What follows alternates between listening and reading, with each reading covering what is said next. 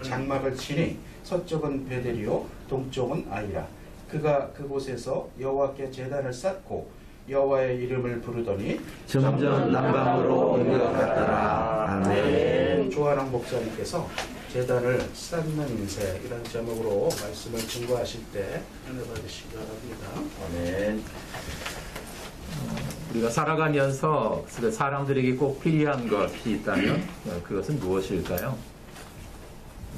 흔히 사람들은 그것을 세 가지라고 이야기를 하는데, 입을 옷이 필요하고, 먹을 양식이 필요하고, 또 살아갈 집이 필요하다고 이야기를 합니다. 그래서 흔히 의식주라고 이야기를 하죠. 어쩌면 이 세 가지는 우리가 세상을 살아가는 데 있어서 반드시 필요한 요소라고 말할 수 있을 것 같습니다. 그런데 만약 우리가 오늘 성경에 나오는 아브라함을 만날 수 있다면, 그리고 그 아브라함에게 당신은 인생을 살면서 가장 필요한 것이 무엇이라고 생각하십니까? 라고 질문을 한다면 아브라함은 어떤 대답을 할까요? 아마도 오늘 본문 말씀을 근거로 보면 아브라함은 이렇게 말할 것 같습니다. 내 인생에서 정말 필요한 것은 다른 것이 아니라 하나님을 예배하는 제단을 쌓는 것입니다. 내 인생에 가장 필요한 것은 다른 것이 아니라 바로 제단입니다. 아마 그는 그렇게 이야기했을 것 같습니다. 오늘 7절 말씀을 한번 보시면, 여호와께서 아브라함에게 나타나 이르시되 내가 이 땅을 내 자손에게 주리라 하신지라. 자기에게 나타나신 여호와께 그가 그곳에서 제단을 쌓고 라고 되어 있습니다.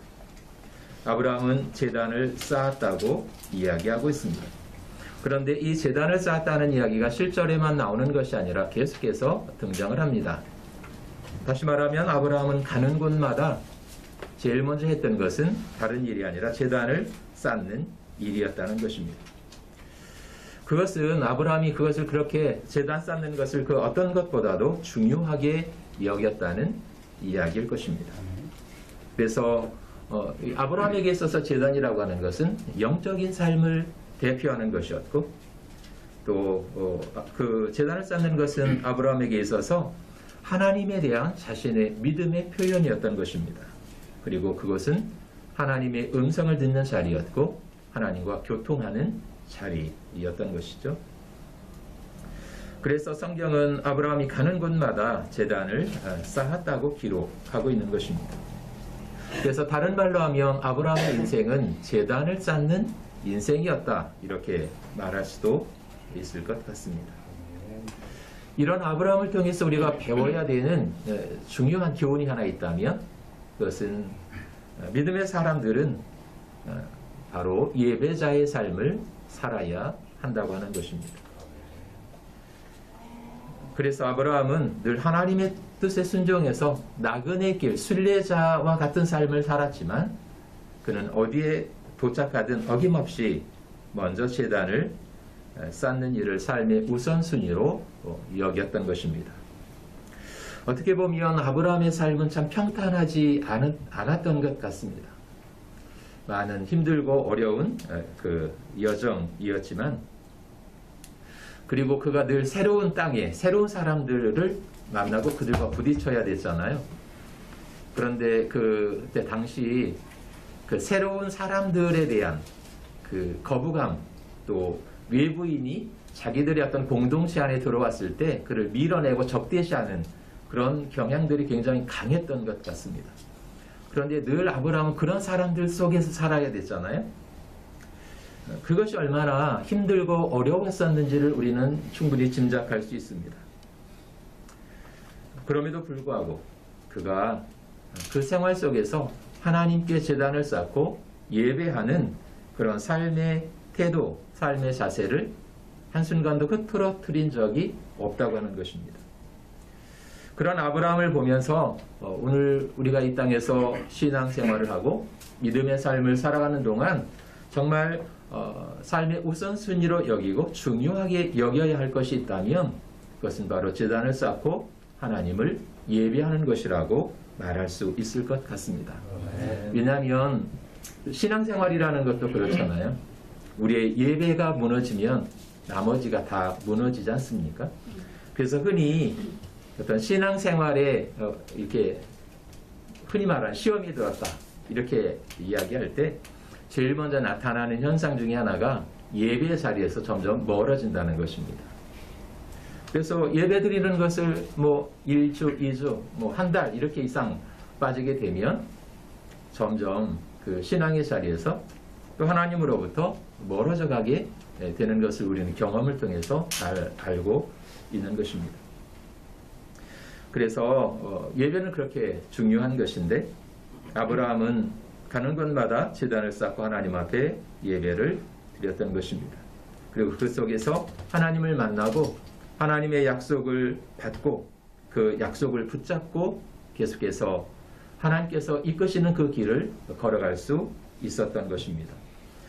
그것처럼 오늘 우리도 우리가 나름대로 하나님 앞에 예배를 드리고 또 하나님 앞에 예배자로 그렇게 살아감으로 말미암아 우리 각자를 향한 그런 하나님의 비전과 하나님의 꿈을 성취하시기 위해서 우리를 이끌어 가시는 그 믿음의 길에서 주님 바라보고 그렇게 주의 말씀의 약속을 붙잡고 걸어가는 저와 여러분들이 되셨으면 좋겠습니다. 그리고 두 번째는 우리가 왜 하나님을 예배해야 되느냐? 아브라함은 왜 제단을 쌓고 그것에서 하나님께 예배를 드렸을까? 그것은 다른 것이 아니라 감사의 삶을 살기 위해서였다고 하는 것입니다. 그 낯선 가나안 땅에 도착을 해서 제단을 쌓고 하나님 앞에 예배 드릴 때 그때 그 아브라함의 심정은 어떤 것이었을까요? 아마도 아브라함은 그 하나님의 부름을 받은 이후에 가나안에 도착하기까지 결코 만만치 않은 순탄치 않은 그 역경의 시간들을 보냈을 것입니다. 한마디로 말하면 천신만고 끝에 이제 가나안에 도착을 하게 된 것이죠. 그때 그 아브라함 속에 굉장한 감격이 있었을 것 같아요. 하나님, 힘들고 어려운 여정이었지만 제가 여기까지 왔군요. 하나님께서 말씀하셨던 이 가나안 땅에 제가 지금 이제 도착을 했습니다. 그런 그 하나님을 향한 깊은 마음의 감사가 있었을 것입니다. 그런 하나님을 향한 마음의 감사의 표현, 그것이 제단을 쌓고 하나님 앞에 예배드렸던 아브라함의 심정이었을 것입니다. 오늘 우리도 그 아브라함처럼 하나님의 순간순간마다 우리의 삶을 붙잡아 주시고 우리가 걸어가는 그 인생의 걸음을 주장하시고 우리의 삶에 동행하시는 그 하나님을 바라보면서 하나님이 제 삶을 이렇게 인도해 가시는군요. 힘들고 어려운 순간들이 있었지만 아주 넘어지지 않고 다시 일어서서 이렇게 여기까지 올 수 있도록 만들어 주셨군요. 그 하나님이 참 감사합니다. 그렇게 감사하면서 하나님 앞에 예배하는 삶이 되어졌으면 좋겠습니다. 그리고 세 번째로 아브라함이 하나님 앞에 그 예배를 드리면서 그 예배는 아브라함으로 하여금 승리할 수 있는 힘을 공급받는 시간이었던 것 같습니다. 그 노인과 바다라고 하는 소설을 다 아시고 계시죠? 그 84일 동안 한 마리의 고기도 잡지 못했던 한 어부의 이야기지 않습니까? 그 멕시코만의 산티아고라고 하는 그 나이 많은 그런 어부가 있었는데 84일 동안 한 마리의 고기도 잡지를 못했잖아요. 그 어부로서 84일 동안 한 마리의 고기도 잡지 못했을 때 그 마음이 굉장히 힘들었을 것 같아요. 어떤 자신에 대해 내가 그래도 평생을 어부로 살았는데 한 마리도 잡지 못하고 도대체 뭐 하는 거냐. 어떤 자신에 대한 실망? 아니면 왜 물고기가 없는지 정확히는 모르겠지만 하여튼 또 주변의 상황에 대한 그런 원망들, 그런 것들도 분명히 있을 수 있었을 것 같습니다. 어쨌든 그 84일 동안 아무런 고기를 잡지 못했어요. 그리고 나서 그래도 그가 다시 한번 힘을 내고 용기를 내서 85일째 되는 날 낡은 배를 타고 고기를 잡기 위해서 바다로 나가게 되죠. 그런데 그날 그는 엄청나게 큰 물고기를 잡게 됩니다. 자신이 타고 나갔던 배보다도 더 큰 물고기를 잡게 되죠. 그래서 배 위로 끌어올릴 수가 없어서 배 옆에 단단히 묶고 다시 항구로 돌아오는 것입니다. 그런데 문제는 그때부터 생겼잖아요. 그렇게 힘들게 어렵게 잡아서 이제 가지고 오는데 상어떼가 공격을 해가지고 이게 다 뜯어먹잖아요. 그 항구로 돌아오니까 이게 앙상한 뼈만 남은 거예요. 아마도 이 이야기를 통해서 그 작가는 우리 인생이라고 하는 것이 끊임없이 뭔가를 붙잡아 보려고 애쓰고 노력은 하는데 결국은 빈손일 수밖에 없는 것이 인생이다. 그것을 말하고 싶었는지도 모르겠습니다. 어쩌면 또 그것이 우리의 인생인지도 모르겠습니다.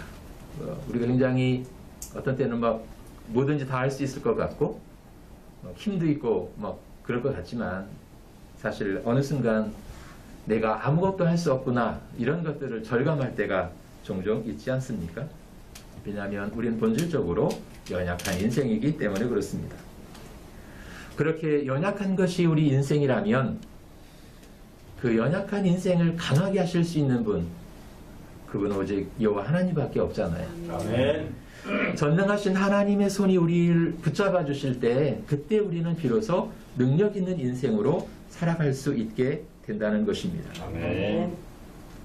흔히 말하는 복의 근원이신 하나님, 그 하나님이 우리의 인생에 복을 주셔야 사실 우리가 행복하고 아름다운 인생을 살아갈 수 있게 되는 것이죠. 아멘. 물론 우리가 그런 삶을 위해서 나름대로 노력하고 애쓰는 것은 필요하지만 본질적으로 그것은 하나님으로부터 온다는 것입니다. 아멘. 그렇다면 그런 하나님을 어디에서 만나느냐는 것입니다. 아브라함은 바로 제단을 쌓는 자리에서 만났던 것입니다. 아멘. 그렇다면 우리의 삶에서도 그 예배는 그렇게 중요한 것이 아니겠습니까? 하나님의 사람이었던 아브라함, 모든 것을 다 믿음으로 이기고 승리했을 것만 같은 아브라함의 삶이지만 또 자세히 들여다보면 아브라함도 굉장히 굴곡이 많은 인생을 살았던 것 같아요.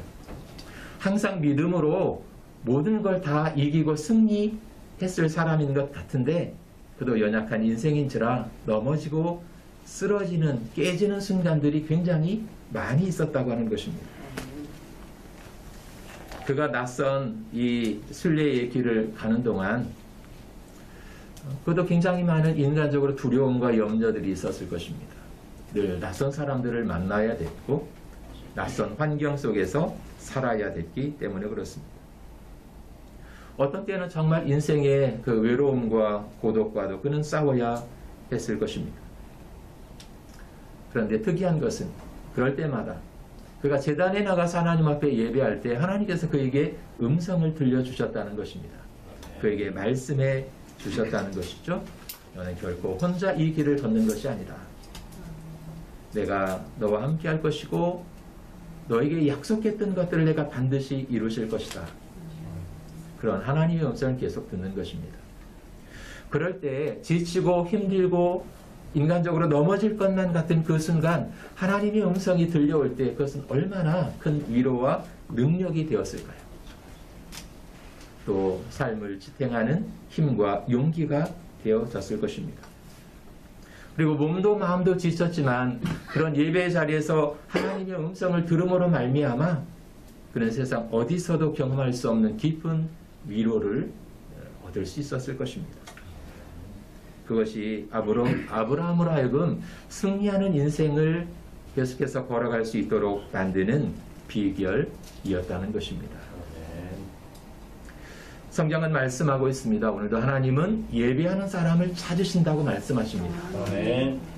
그리고 하나님을 예배하는 그들을 만나주시고 그들에게 말씀해 주셔서 그들이 이 땅에서 승리하는 사람으로 하나님의 사람답게 살아갈 수 있는 믿음과 용기를 주신다고 말씀하십니다. 아멘. 그래서 예배는 우리에게 소중하고 귀한 자리인 것입니다. 아멘. 아브라함이 평생의 삶을 통해서 제단을 쌓고 하나님의 음성을 듣고 하나님과 동행하면서 하나님의 그 뜻을 이루는 삶을 살아갔다는 것처럼 오늘 저와 여러분들도 늘 우리의 삶에 제단을 쌓고 또 온전히 예배하고 그 예배 자리에서 살아계신 하나님을 만나고 하나님의 음성을 들으면서 그렇게 믿음으로 승리하는 인생의 여정이 되셨으면 좋겠습니다. 아멘. 잠깐 기도하겠습니다. 살아계신 아버지 하나님, 우리는 다 연약한 인생입니다. 우리가 강한 것 같지만 또 돌아서면 고독해지고 외로워지고 쓸쓸해지는 것이 또 우리의 인생인 것을 고백합니다. 하나님, 그래서 우리가 주님이 필요하고 하나님의 말씀이 필요하고 예배의 자리가 필요합니다. 우리에게 은혜 주셔서 늘 주를 바라보게 도와주시고 예배 가운데 임재하시는 하나님의 말씀을 듣고 그 음성을 들으면서 우리 각자 살아야 할 삶의 자리에서 믿음으로 승리하는 하나님의 사람들로 세워 주시옵소서. 예수님의 이름으로 기도합니다.